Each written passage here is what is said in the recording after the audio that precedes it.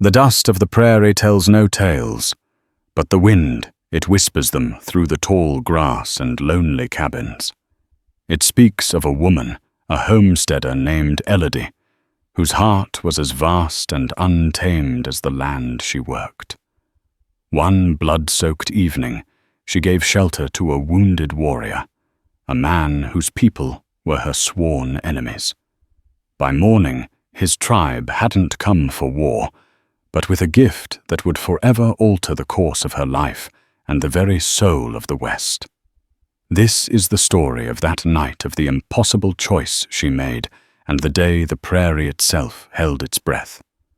The wind was a restless spirit in the vast, unforgiving expanse of the Dakota Territory. It howled its mournful song around the solitary cabin of Elodie Hampton, a constant reminder of her isolation.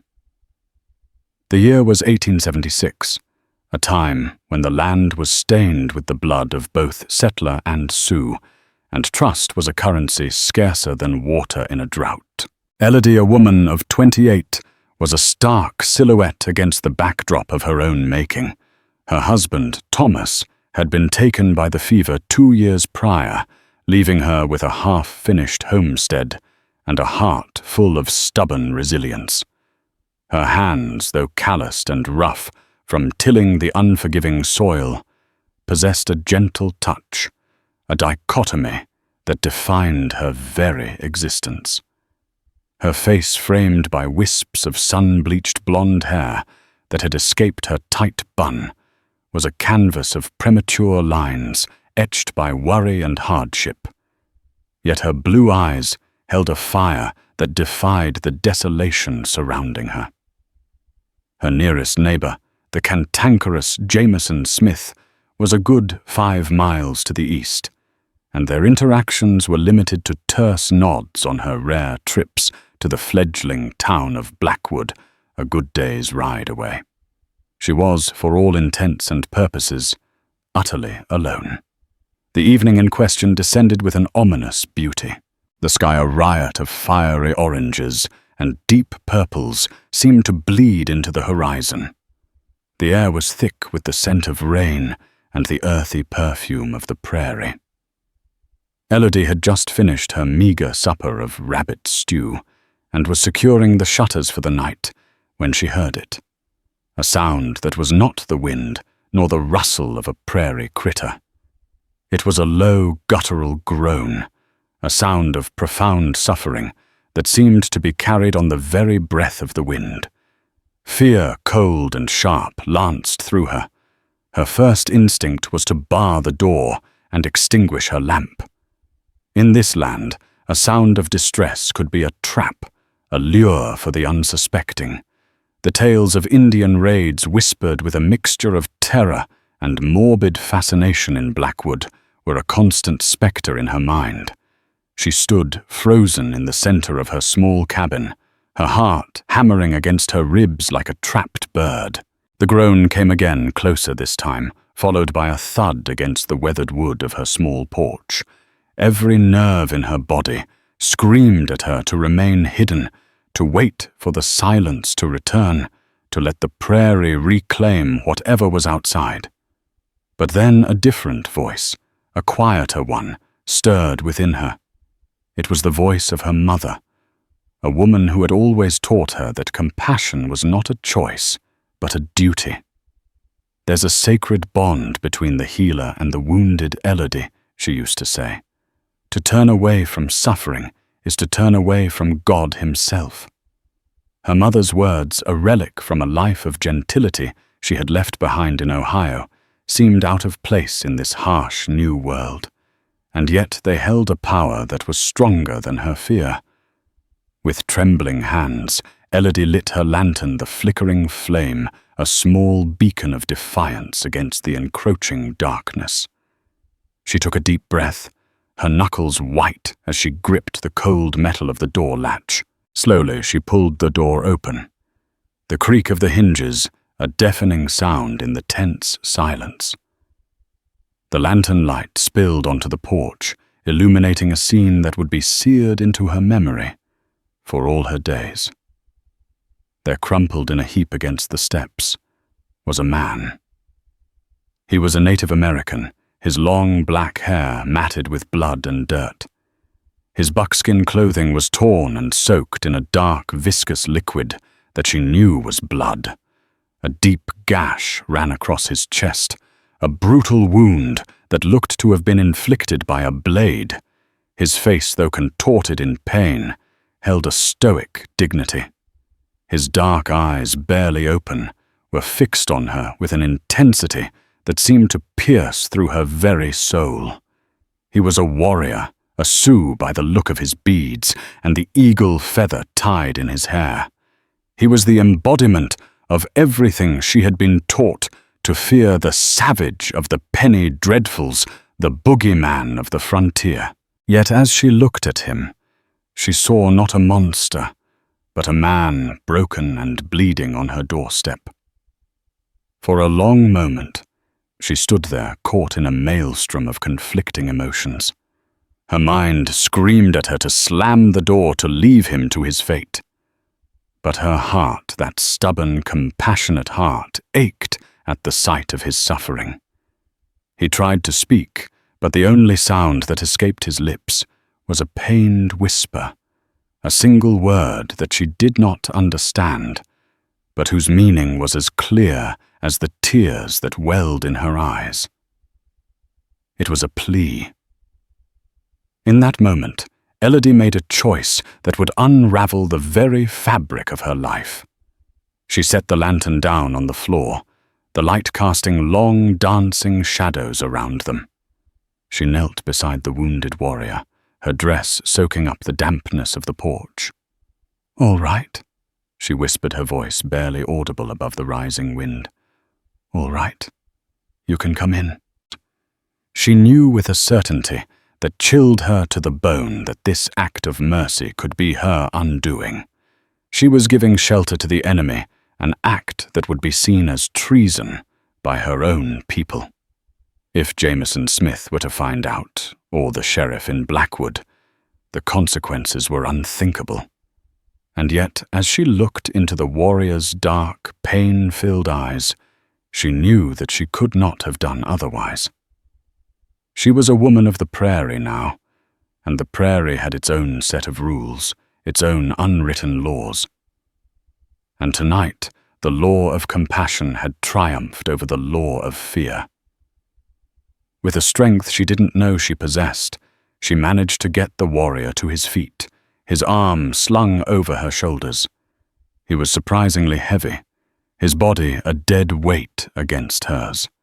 Step by agonizing step, she half-dragged, half-carried him into the warmth and light of her small cabin, leaving a trail of blood on the rough-hewn floorboards. As she bolted the door behind them, shutting out the storm and the vast, dark emptiness of the prairie, she had a premonition, a chilling certainty that the real storm was just beginning. The decision she had just made was a pebble tossed into a still pond, and the ripples she suspected would spread far beyond the confines of her small, lonely world. The scent of blood and rain filled the small cabin, a stark contrast to the familiar aroma of wood smoke and dried herbs that usually permeated the air. The wounded warrior now lying on her cot was a vivid, breathing testament to the danger she had invited into her home. His name, she would later learn, was Keme, a Lakota word for secret. It was a fitting name for a man who was an enigma, a puzzle she was both terrified and compelled to solve. For the first few hours, Elodie worked with a focused intensity, her fear momentarily pushed aside by the urgency of the task at hand. She gently cut away his buckskin shirt, revealing the full extent of his injuries. The gash on his chest was deep and jagged, and there were other, smaller wounds on his arms and legs. It was clear he had been in a brutal fight. She cleaned the wounds with boiled water and a precious sliver of lye soap, her touch gentle but firm. He winced and groaned, his body tensing with each movement, but he did not cry out. His stoicism was a thing of awe, a testament to a strength she could barely comprehend. As she worked, she couldn't help but study him. He was younger than she had first thought, perhaps no more than 25. His face, now cleaned of the blood and grime, was striking.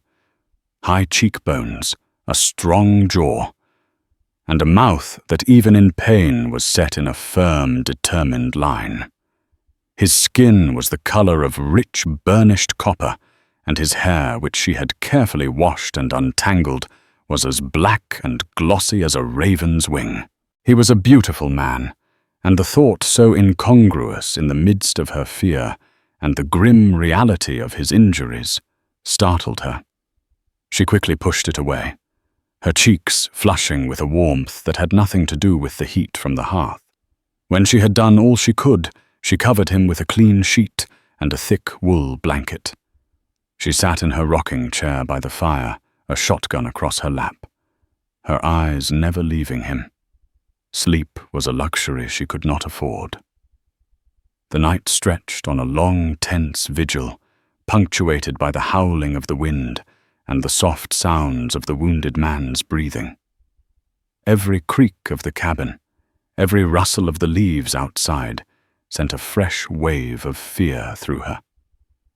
She imagined his tribe, a silent, painted host surrounding her cabin, waiting for the dawn to exact their revenge. And what would Jameson Smith do if he knew the man was a zealot, a fire and brimstone preacher in his own mind, who saw the Native Americans as nothing more than heathen savages? He had often spoken of the Indian problem with a chilling venom in his eyes. He would see her act of mercy as a betrayal, a sin against her own kind. As the first pale fingers of dawn crept across the sky, Keme stirred. His eyes fluttered open, and for a moment they were filled with a wild, animalistic fear. He tried to sit up, his hand instinctively going to his side where his knife would have been. "Easy now," Elodie said, her voice soft and steady. "You're safe here." He stared at her, his eyes narrowed with suspicion. He did not understand her words, but he understood the tone. He saw the shotgun in her lap, and his eyes hardened. "I'm not going to hurt you," she said, slowly, placing the shotgun on the floor. I helped you." She pointed to his bandaged chest, then to herself. "Elodie," she said, pointing to her own chest. "My name is Elodie." He watched her, his expression unreadable. Then after a long moment, he spoke. His voice was raspy, but it held a deep, resonant quality. He said a single word, a word that sounded like a stone dropping into a deep pool. Keme. It was a start, a fragile bridge of communication across a chasm of language and culture. In the days that followed, a strange, unspoken routine developed between them. Elodie would tend to his wounds, feed him broth and softened bread, and speak to him in a low, soothing voice, telling him about her life, her dreams, her fears. She knew he didn't understand her words, but she hoped he understood the sentiment behind them. Keme, in turn, would watch her with those dark, intense eyes of his. He was a silent observer, taking in every detail of her small world.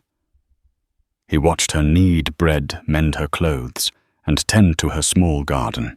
He saw the strength in her small frame, the determination in her eyes, and the gentle kindness in her hands.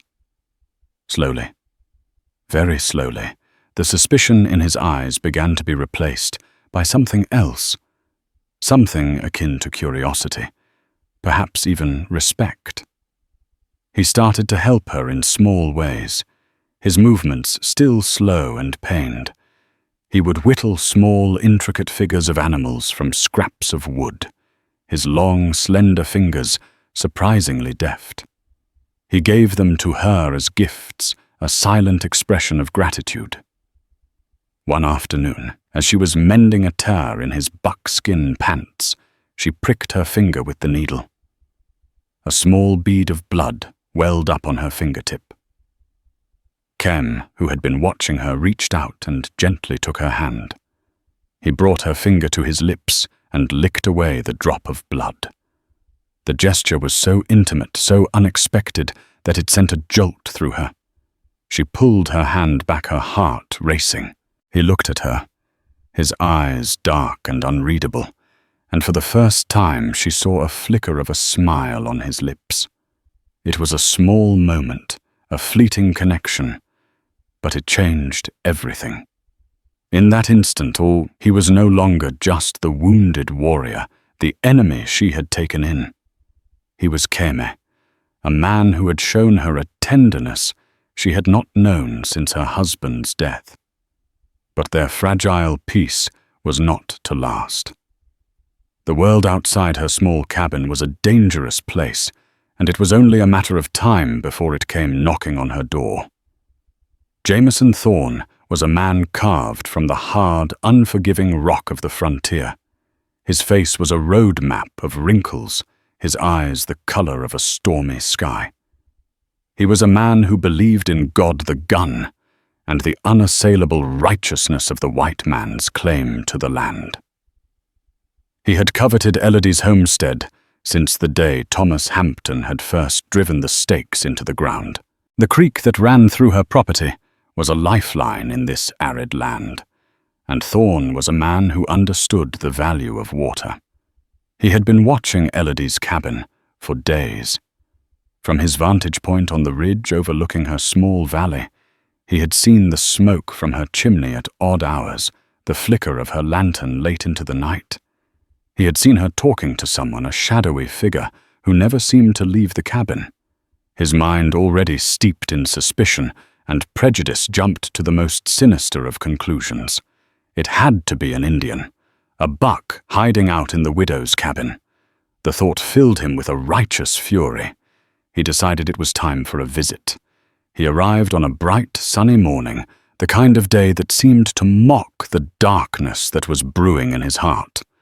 He rode a big black stallion, a horse as mean-tempered as its owner. He didn't bother to knock. He simply dismounted his spurs, jingling ominously, and threw the cabin door open. Elodie was in the middle of changing Kem's bandages. Her back was to the door, and she gasped in surprise, spinning around to face the intruder. Keme, who had been sitting on the cot, immediately stood up. His body, tensing, his eyes flashing with a protective fire. Thorne's eyes swept over the scene, his gaze lingering on Keme with a mixture of disgust and triumph. "So the rumors are true," he sneered, his voice a low, menacing drawl. "You're harboring a redskin widow." "This is my home, Jameson," Elodie said, her voice trembling but defiant. "You have no right to barge in here." "I have every right," Thorne said, taking a step into the cabin. He was a big man, and he seemed to fill the small space with his oppressive presence. "The good book says, 'Thou shalt not suffer a witch to live.' And what are you, woman, if not a witch consorting with the devil's own?" He took another step, his hand resting on the butt of the pistol holstered at his hip. "I want him out of here, Elodie. Now!" "He's hurt," she pleaded, positioning herself between Thorne and Kem. "He needs help." "He's a savage," Thorne spat, his face contorted in a mask of hatred. "He's probably killed women and children. He deserves to die." Keme, though he didn't understand the words, understood the threat. He moved to stand beside Elodie, his hand resting on her arm in a gesture of support. He was unarmed, but he stood tall and proud, his eyes fixed on Thorne with an unwavering gaze. The tension in the small cabin was so thick it was almost suffocating. It was a standoff, a clash of two worlds, two ideologies played out in the confines of a tiny log cabin in the middle of the vast, indifferent prairie. "I'm giving you 1 day, Elodie," Thorne said, his voice dropping to a dangerous whisper. One day to get rid of this thing. If he's still here when I get back, I'll burn this cabin to the ground with both of you in it." He turned and stalked out of the cabin, his spurs scraping against the wooden floor. He mounted his horse and rode off, leaving a cloud of dust and a heavy silence in his wake. Elodie sank onto a stool, her body trembling. The reality of her situation had come crashing down on her with the force of a physical blow. She had not only endangered herself, but she had endangered Keme as well. Keme knelt beside her, his dark eyes filled with a concern that transcended the barriers of their different languages. He placed a hand on her shoulder, a silent gesture of comfort. She looked at him, at his handsome, worried face, and a wave of despair washed over her. What had she done? She had traded a lonely but safe existence for a fleeting moment of compassion, and now it seemed they were both doomed. But as she looked into Keme's eyes, she saw not fear, but a quiet determination. He would not be cowed by the likes of Jameson Thorne. He would fight not just for his own life, but for hers as well. And in that moment, Elodie knew that she would not give up either. She had made her choice on that stormy night, and she would stand by it come what may. She had given shelter to a wounded warrior, and in doing so she had discovered a strength within herself that she never knew she possessed. She was no longer just a lonely widow, a victim of circumstance. She was a woman who had chosen her own path, and she would follow it to the end, even if it led to her own destruction. The prairie she knew was a place of both endings and beginnings. And as the sun began to set, casting long, bloody shadows across the land, she couldn't help but wonder which one awaited her, and the silent, watchful warrior who had become her unlikely protector. The day Jameson Thorne had given them was a day of suffocating tension. The sun beat down on the small cabin with a relentless intensity, mirroring the feverish anxiety that gripped Elodie's heart. Every gust of wind sounded like the hoofbeats of Thorne's returning horse. Every shadow seemed to hold the menace of his hulking form. Keme, however, was a pool of calm in the storm of her fear. He spent the day preparing his movements, deliberate and focused. He found a sturdy branch, and with the small knife Elodie used for peeling vegetables, he began to fashion a crude but effective spear. He also wove a sling from strips of leather he cut from his own damaged moccasins. As he worked, he began to speak to her, not in the single, isolated words they had exchanged before, but in a slow, careful string of Lakota, punctuated by gestures and drawings he made in the dirt floor with a piece of charcoal from the hearth. He told her his story. He was not just a warrior, but the son of a great chief, a man named Tatanka Iotanka, or Sitting Bull. The name sent a shiver down Elodie's spine. Sitting Bull was a name that was whispered with a mixture of awe and terror throughout the territory.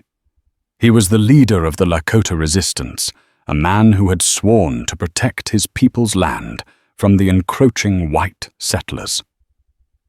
Keme had been on a vision quest, a solitary journey into the wilderness, to seek guidance from the Great Spirit. It was a sacred ritual, a rite of passage for a young man who was destined to one day lead his people. He had been alone, unarmed, except for his knife when he had been ambushed by a group of white men.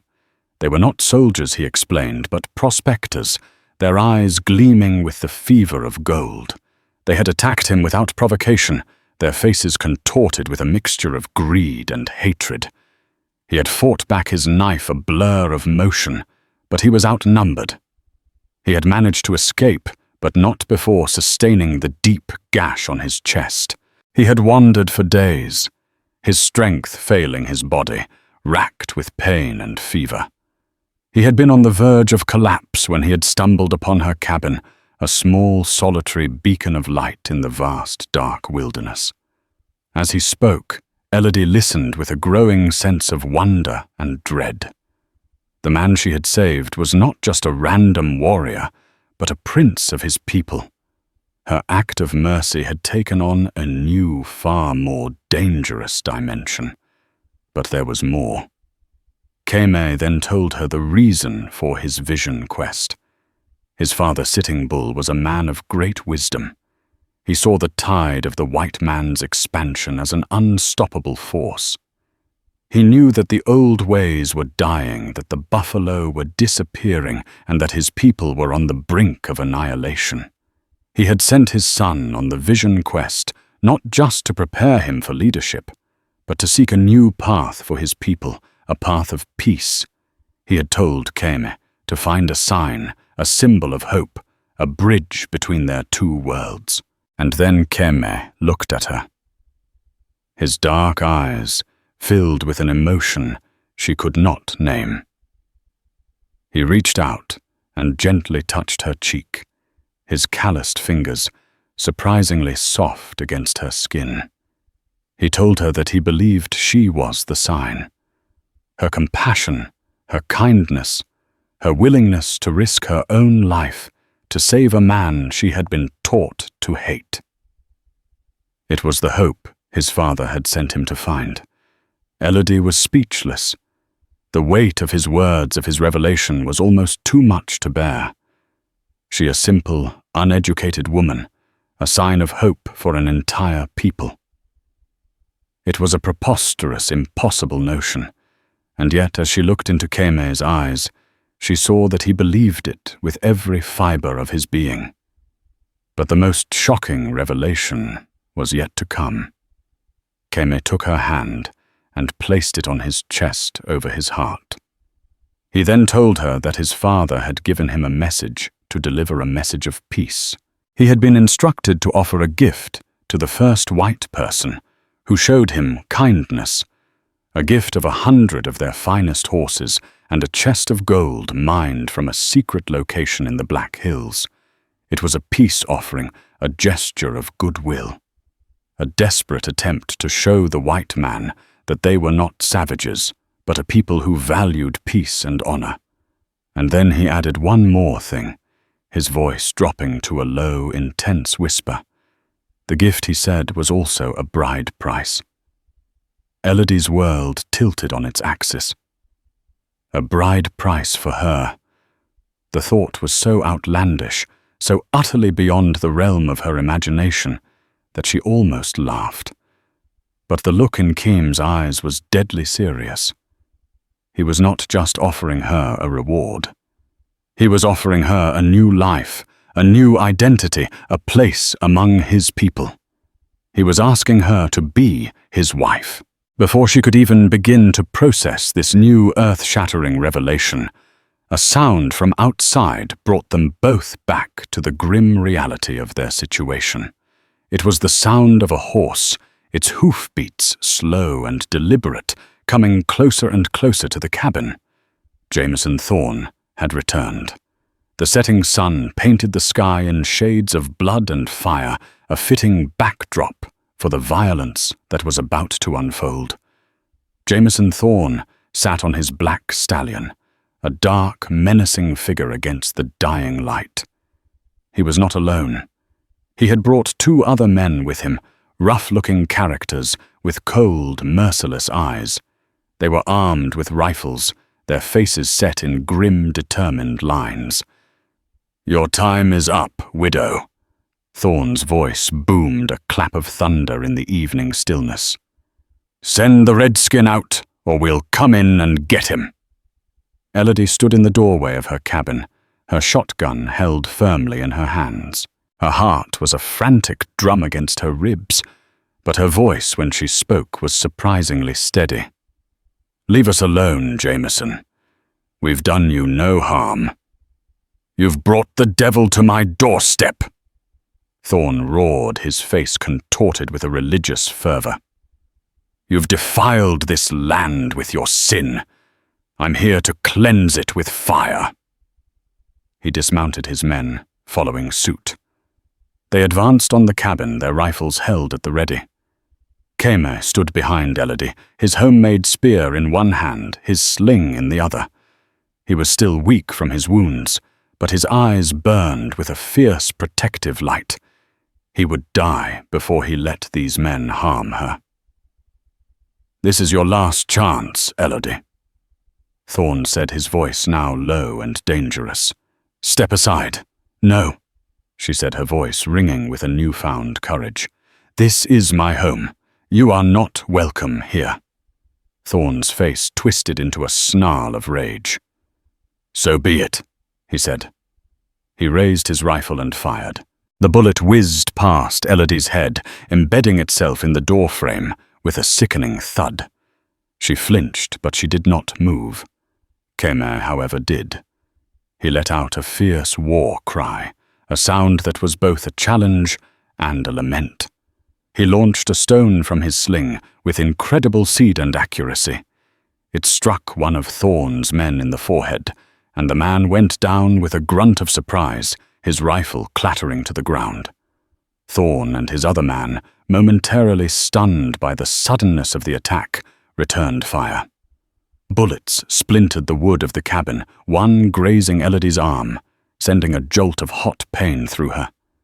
Kem pushed her back into the cabin, shielding her with his own body. He was a whirlwind of motion, his spear a blur in the fading light. He was outnumbered and outgunned, but he fought with the ferocity of a cornered wolf, his every move a testament to his warrior training. But it was a losing battle. Thorn and his remaining man were closing in their faces masks of grim determination. They were going to kill them both. Just as all hope seemed lost, a new sound filled the air, a sound that made the ground tremble and the very air vibrate. It was the sound of hoofbeats, not one horse, but dozens, hundreds, a thunderous rolling wave of sound that was both terrifying and magnificent. Over the ridge, a line of riders appeared, their silhouettes stark against the fiery sky. They were a host of painted warriors, their faces streaked with the colors of war, their long hair flowing in the wind. They were armed with bows and arrows, spears and rifles, and at their head rode a man with the bearing of a king, his face a mask of stern, regal authority. It was Sitting Bull. The fury of Jameson Thorn's rifle blast was instantly swallowed by the vast emptiness of the plains. For a heartbeat, the only sounds were the ringing in Elodie's ears and the rasp of Thorn's triumphant breath. But then a new sound began, a whisper that grew into a rumble, a vibration that started deep in the earth and traveled up through the soles of Elodie's worn boots. It was not the wind nor the distant roll of thunder. It was a living sound, a rhythmic, galloping heartbeat that grew steadily louder, a sound of immense and unstoppable power. Thorn and his remaining man froze their faces moments before, contorted with righteous rage, now slackening with primal fear. They scanned the ridges, their eyes wide and searching. The sound was everywhere now, a thunderous percussion that seemed to shake the very foundations of the sky. Then they appeared. Over the crest of the eastern ridge, silhouetted against the bleeding crimson of the sunset, a line of riders emerged. It was not a chaotic mob, but a disciplined, terrifying wave of mounted warriors. They poured into the small valley like a river of shadow and muscle, their war ponies churning the dust into a rising ochre cloud. At their head rode a man whose presence was so immense, so regal it seemed to bend the light around him.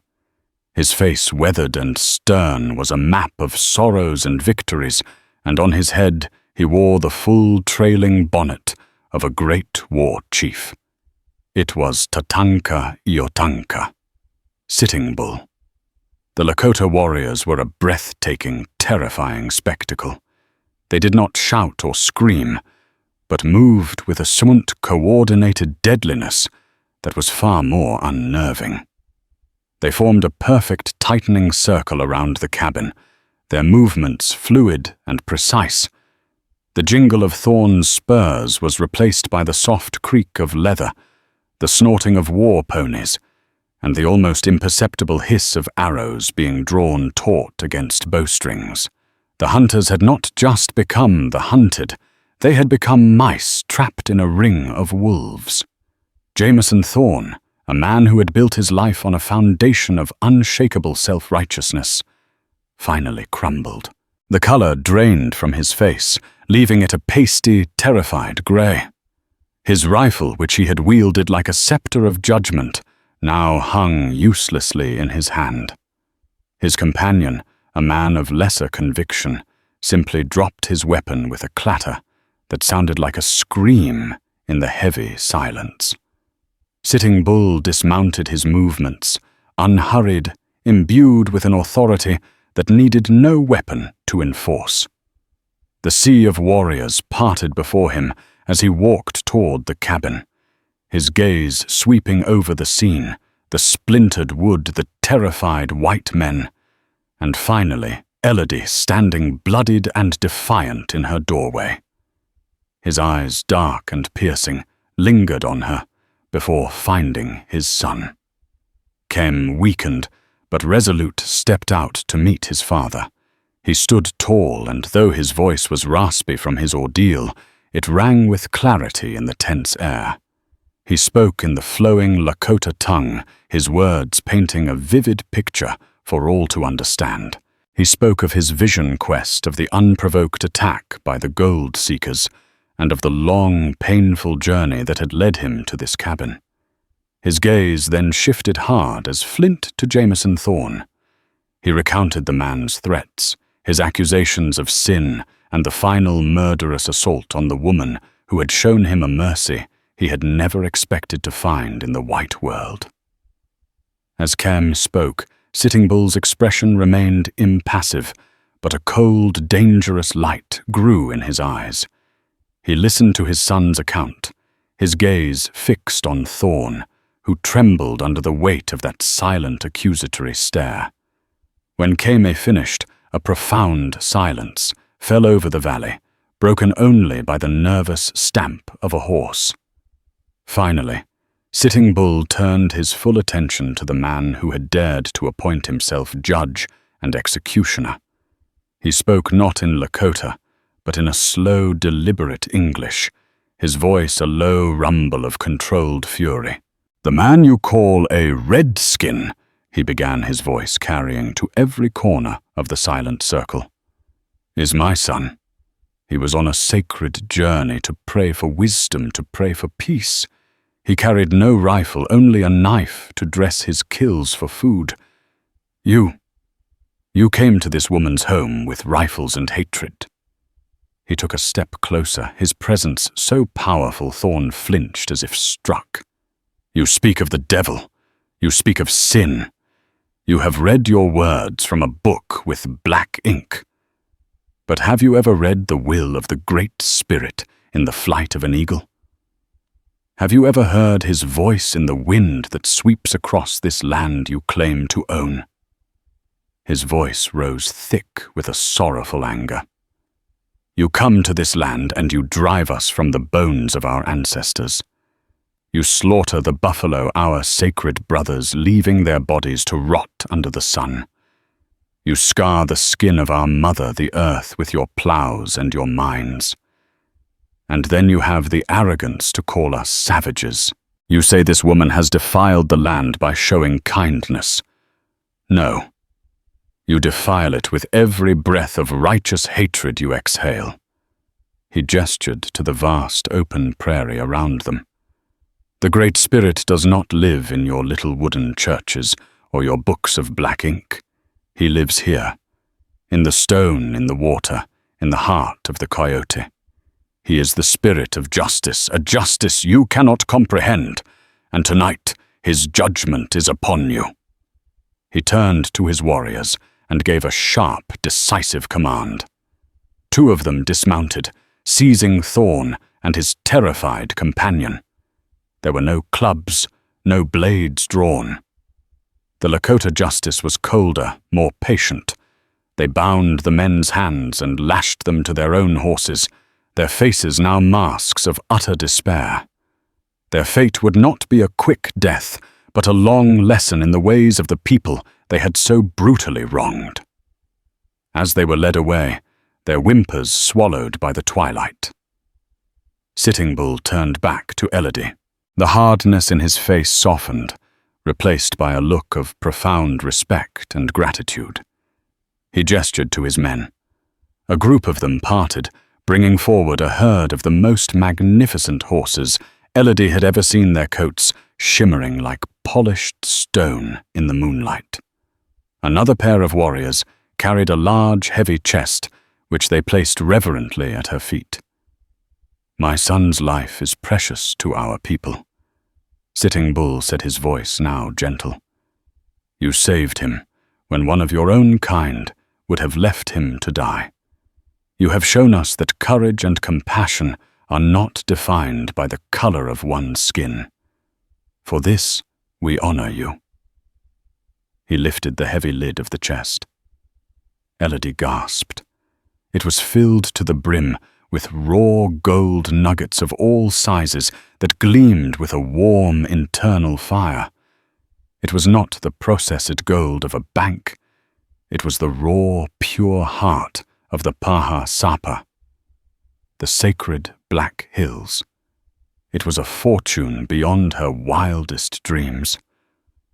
But she understood it was more than that. It was a piece of their soul. "This is a gift of gratitude," the chief continued. "It is also a peace offering, a sign that we do not desire war, but a world where our children can live." He paused, and his dark, knowing eyes met hers. "And it is a bride price." The words hung in the air, more shocking than any gunshot. Elodie's world, which had been tilting for weeks, spun completely off its axis. A bride price for her. She looked from the chief's solemn face to Kem, who now stood beside her. He was watching her, his heart in his eyes, an expression of such tender hope and vulnerability that it stole her breath. This was not his father's decree. This was his own. "My son has chosen you." Sitting Bull said, his voice soft but firm. "He is a future leader of our people, and he believes you are the key to a new future. A future where the Lakota and the white man do not have to be enemies. He asks you to be his wife." Elodie stood frozen, the prairie wind whipping loose strands of hair across her face. Before her lay a treasure in gold and a herd of fine horses. Behind her was the small, lonely cabin that represented her entire life. And beside her stood a man, a warrior, a prince who was offering her not just his heart, but a destiny she could never have imagined. The prairie was silent, now the warriors, a circle of waiting shadows under the cold, indifferent stars. The choice was hers. And in that moment, Elodie knew that her answer would change not only her own life, but the fate of the very land on which she stood. Elodie's decision was not a lightning strike, not a sudden, dramatic capitulation to fate. It was a slow, quiet unfolding like the petals of a prairie rose, opening tentatively to the vast, intimidating light of a new day. She did not immediately say yes to Keme's staggering proposal. The chasm between their two worlds was a raw, gaping canyon, and the implications of leaping across it were too profound for a simple answer. In the echoing silence left by the departure of the Lakota war party, the weight of the horses and gold felt heavier than any burden she had ever borne. She asked for time. Sitting Bull, a man whose wisdom was etched as deeply into his face as the lines of the prairie itself, inclined his head with a solemn understanding. He had seen the spirit in this woman, the strength that belied her small frame. He knew her heart was a wild territory that could not be conquered, only won. He agreed to leave a small contingent of his most trusted warriors, camped on the ridge, a silent, watchful promise of protection for her and Kame, while he returned to his people. He had much to tell them of his son's survival, of the strange, courageous white woman who had saved him, and of the fragile seed of peace that now lay in her hands. In the weeks that followed, Elodie's small cabin became a world unto itself, an island of quiet deliberation in the midst of a sea of change. The days were filled with a strange domestic intimacy that was both comforting and terrifying. Elodie and Kima began a slow, careful courtship, a dance of two souls learning a rhythm that had never been danced before. Their communication was a tapestry woven from threads of broken English halting Lakota, and a shared intuitive language of gestures and glances that proved more eloquent than any spoken word. Kim, with infinite patience, began to show her the world through his eyes.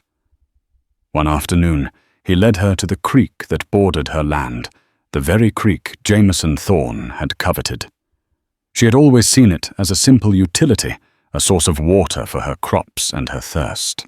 Keme knelt by the bank, and pointing with a long, elegant finger, showed her the almost invisible tracks of a mink, the subtle depression in the mud, where a doe and her fawn had stopped to drink. He taught her to listen, not just to the babble of the water, but to its deeper song, the way it changed its tune as it flowed over smooth stones or tangled roots. He revealed a secret life in a place she had only ever seen as a backdrop to her solitude. He was not just teaching her about the land, he was showing her the soul of his people, a soul inextricably bound to the earth she had only ever fought to tame. In turn, she opened her world to him. One evening, she took down the worn, leather-bound book of poetry her mother had given her. The pages were thin and fragile, the words a relic of a life she had left behind in Ohio. She read aloud, her voice soft in the flickering lamplight. She knew he did not understand the intricate verses of Keats and Shelley, but he listened with a rapt attention, his dark eyes fixed on her face, captivated by the musical cadence of the language, the emotion she poured into the lines. When she was done, a single tear traced a path down her cheek, a tear for the life she had lost and the woman she had been. Kem reached out his calloused thumb, gently wiping the tear away, and in a voice thick with emotion, he spoke of his own mother, taken by the coughing sickness years before. He spoke of her gentleness, her wisdom, the stories she told under the stars. In that moment of shared grief, the walls between them crumbled. They were not Lakota and white warrior and widow. They were simply two people who understood the universal language of loss and the profound comfort of another's presence in the dark. Their love was a slow, steady fire kindled in the crucible of shared danger and fanned by a growing mutual respect. It was a warmth that filled the cold, empty spaces in both their hearts. It was a love that defied the hatred and prejudice of their time, a fragile but resilient bloom in the harsh soil of the frontier. The day of her decision came not with a storm, but with a quiet sunset. They stood outside the cabin, watching the sky bleed into a symphony of violet and rose. The air was still holding its breath. Kem turned to her, and this time he did not need to speak the question that lived in his eyes. It was a question of home, of belonging, of a shared future. Elodie thought of her old life, a life of back-breaking labor of loneliness, so profound it felt like a physical ache. She thought of the fear, the constant gnawing fear of the land of starvation, of the very people her heart now yearned to join. And then she looked at Keme. She saw in him not an escape, but a destination. She saw a life of purpose, of adventure, of a love so deep and true it felt like coming home. She stepped forward, closing the small space between them, and placed her hand over his heart. "Yes." She whispered the word, a soft promise in the twilight. "My answer is yes." Their wedding was not a ceremony held within the somber, confining walls of a church. It was a celebration under the vast, open cathedral of the Dakota sky, a joyous riot of color, sound, and life. The entire village celebrated the joining of the chief's son and the courageous woman who was Wiyakato Win Blue Feather Woman, a name given to her for the startling, unwavering blue of her eyes. Elodie wore a dress of the softest white deerskin, a masterpiece of intricate beadwork and quillwork gifted to her by Keme's aunts. Keme himself was a vision of princely authority, his bare chest.